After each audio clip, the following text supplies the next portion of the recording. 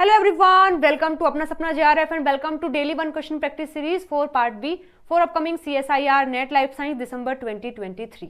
आइए वीडियो शुरू करते हैं और देखते हैं आज कौन से क्वेश्चन को हम प्रैक्टिस करने वाले हैं।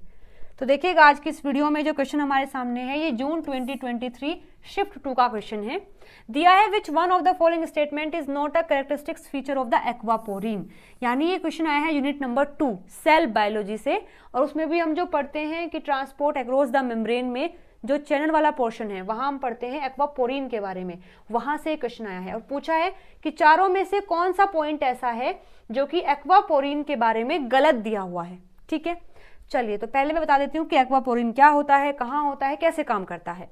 तो देखिए एक्वापोरिन क्या है, एक चैनल होता है। इसका मतलब क्या है, एक ऐसा प्रोटीन सेल मेम्ब्रेन के अंदर जो विदाउट इन्वॉल्वमेंट ऑफ एनर्जी चीजों को ट्रांसपोर्ट कर देता है। और कैसे करता है, from higher concentration to the lower concentration, और इसको एनर्जी की रिक्वायरमेंट नहीं होती है। ठीक है, तो उनमें से ही एक है एक्वापोरिन। ये किस फैमिली में आता है, ये मेजर इंट्रिंसिक प्रोटीन फैमिली में आता है। इंट्रिंसिक प्रोटीन का मतलब क्या होता है, इंट्रिंसिक प्रोटीन का मतलब है कि मेरे पास मानो ये हमारी सेल मेम्ब्रेन है, इस सेल मेम्ब्रेन में एक ऐसा प्रोटीन जो कंप्लीटली एम्बेडेड है, कंप्लीटली एम्बेडेड है, इन्हें बोलते हैं इंट्रिंसिक प्रोटीन, या फिर इन्हीं को ही बोलते हैं इंटीग्रल प्रोटीन, इंटीग्रल प्रोटीन या फिर इंट्रिंसिक प्रोटीन। तो चैनल भी ऐसा ही होता है, एक्वापोरिन भी ऐसा ही प्रोटीन है जो कि पूरी मेम्ब्रेन को एम्बेड करता है और तब बनता है। तो इसे आप मान सकते हैं कि ये एक्वापोरिन है। तो एक्वापोरिन किस फैमिली से बिलोंग करता है, ये बिलोंग करता है मेजर इंट्रिंसिक प्रोटीन फैमिली से, यानी MIP से। ठीक है, कुछ पॉइंट्स देख लेते हैं। ये ट्रांसपोर्ट करता है वाटर को, इसलिए इसका नाम वाटर चैनल है। मतलब मेनली ये ट्रांसपोर्ट करता है वाटर को, लेकिन ऐसा नहीं कि केवल वाटर को ही करता है, और भी कंपाउंड है जिनको ये ट्रांसपोर्ट कर सकता है, लेकिन मेनली है वाटर के लिए, तो इसलिए इसको वाटर चैनल भी बोलते हैं। ये लेस स्पेसिफिक होता है। इसका मतलब क्या है कि ये स्पेसिफिक नहीं है केवल पानी को ही ट्रांसपोर्ट करेगा, ये किसी और कंपाउंड को भी कर सकता है, इसलिए लेस स्पेसिफिक है। Because it can also transport glycerol, CO2, NH3, NO, O2, H2O2 ions जैसे कि पोटेशियम, क्लोरीन एटसेट्रा। ठीक है, तो एक्वापोरिन पानी को तो ट्रांसपोर्ट करता ही है, साथ साथ इन सब चीजों को भी ट्रांसपोर्ट कर सकता है। ओके, ये प्रेजेंट होता है एनिमल्स के अंदर भी, प्लांट्स के अंदर भी, कुछ माइक्रोब्स के अंदर भी, जैसे कि बैक्टीरिया एंड ईस्ट। तो ये एनिमल में भी होता है, प्लांट में भी होता है, ईस्ट में भी होता है, बैक्टीरिया में भी होता है। ठीक है, नेक्स्ट पॉइंट, बाई डायरेक्शनल होता है, मतलब पानी को बाहर से अंदर भी कर सकता है, अंदर से बाहर भी, यानी कि यहां से यहां भी लेकर आ सकता है और बाहर से अंदर भी, मतलब अंदर से बाहर भी और बाहर से अंदर भी। तो बाई डायरेक्शनल भी होता है। हैव होमोटेट्रामर सब यूनिट, मतलब किससे बना है, ये होमोटेट्रामर से बना है। किस तरीके से हम बोल सकते हैं कि मानो ये मेरी मेम्ब्रेन है, सेल की मेम्ब्रेन है, तो ये होमोटेट्रामर होता है। टेट्रामर का मतलब होता है 4 यूनिट, और होमो का मतलब होता है बिल्कुल सिमिलर, बिल्कुल सिमिलर होती है, 4 यूनिट से मिलकर ये बनता है। और देखो आगे और भी एक्सपेंड होता है, उसमें जो एक मर है, मतलब जो उसमें एक यूनिट है, वो बनी होती है फर्दर 6 ट्रांस मेम्ब्रेन से, लाइक दिस।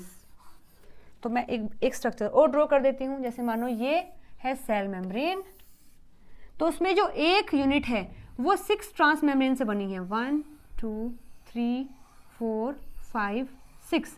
तो ये है एक यूनिट, उसके बाद 1 2 3 4 5 6, ये है सेकेंड यूनिट। तो ये है 1 2 3 4 5 6 यहाँ तक, ये है एक यूनिट।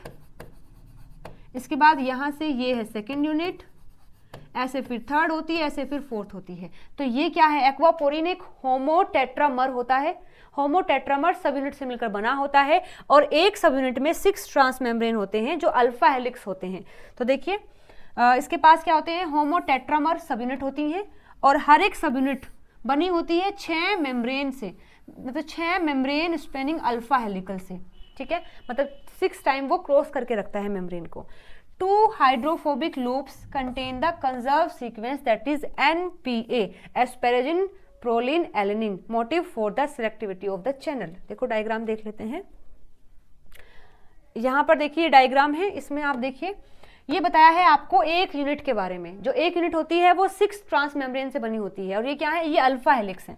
तो यहाँ पर एक ये है मेम्ब्रेन, ये एक ये है, मतलब कि जो क्रॉस किया हुआ है, एक ये है, फिर ये है, फिर ये है, फिर ये है, फिर ये है, फिर ये। तो ये एक है यूनिट, और ऐसे ही 3 और होती हैं, तब जाकर बनता है एक्वापोरिन। तो यहाँ देखा गया है कि इसमें जो ये वाला पार्ट होता है, अंदर जो है ये एन टर्मिनल है, और बाहर होता है यहाँ पर सी टर्मिनल, मतलब दोनों अंदर ही होते हैं, एन भी और सी टर्मिनल भी, ठीक है।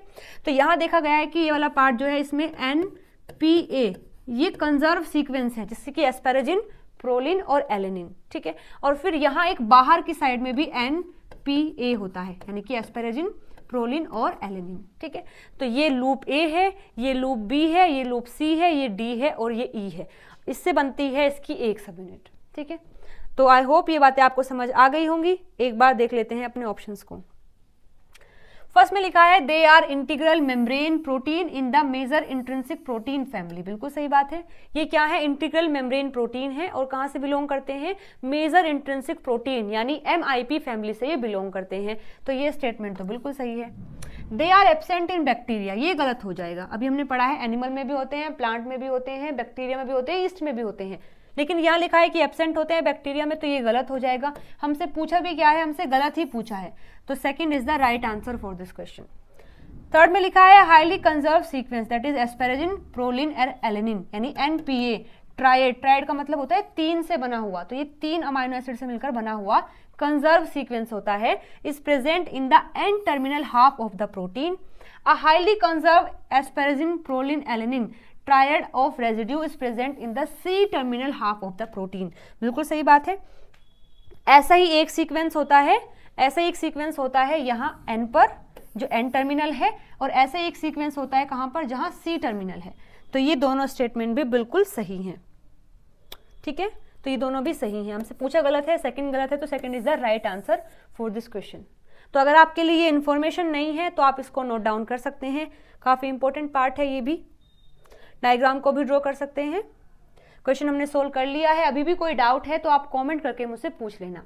चलिए मिलते हैं अगली वीडियो में नए क्वेश्चन के साथ में। Till then bye bye, take care.